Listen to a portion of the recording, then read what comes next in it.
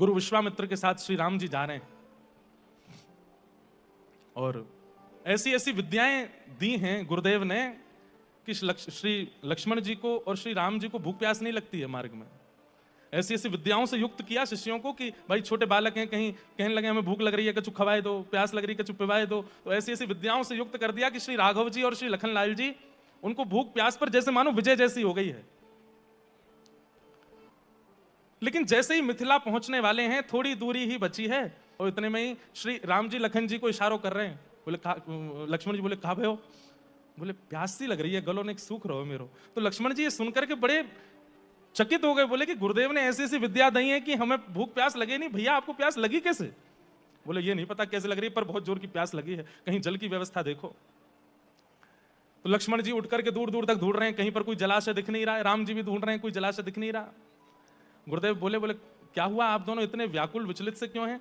तब लक्ष्मण जी ने बताई, बोले भैया को प्यास लगी है अनेक। तो गुरुदेव भी आश्चर्यचकित हो गए, बोले कि ऐसी ऐसी विद्याएं युक्त करा दी हैं कि इनको भूख प्यास कहीं लगे ना, पर फिर भी ये प्यास कैसे लग रही है राम जी को?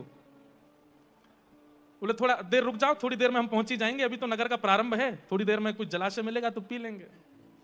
और गुरुदेव ऐसा कहकर के अपने ध्यान समाधि में चले गए।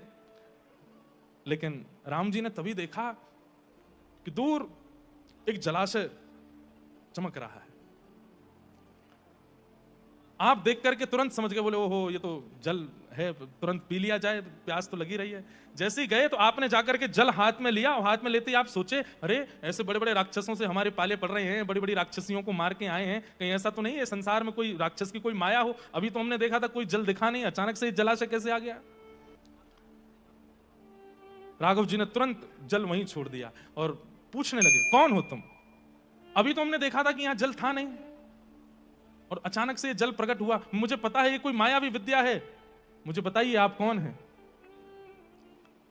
तुरंत एक अत्यंत सुकुमार, अत्यंत सुंदरी एक सहचरी प्रकट भई और प्रकट होकर के बोली कि हे श्री राघव जी, श्री सियाजू के चित्त को प्रेम विलास ही ये सरोवर है। आप अभी मिथिला जा रहे हैं और प्रथम बार श्री सियाजू को नेत्रन से देखेंगे, कानन से सुनेंगे, त्वचा से अनुभव करेंगे और उन अनुभव की पूर्णतया ग्रहण करने की जो सामर्थ्य है वो इस सरोवर के पान से आएगी आपके चित्त में। तो आपको हम आपके सामने इसलिए प्रकट हुए हैं कि आप कृपा करके हमारा सेवन कर लीजिए, सेवन करके चित्त को ऐसा बना लीजिए कि श्री सियाजू के भाव आपके चित्त में बिन कहे ही आ जाएं। स्नान कर लीजिए ताकि आपके नेत्र और सर्वांगीण इंद्रिय रोम कूपों में ये जल जाकर के वह ऐसा प्रेम प्रकट कर दे कि जब सियाजू आपके सन्मुख आए तो कछु कहनो नहीं पड़े हमारी सीता जी को, सब आपको अनुभव होने लगे।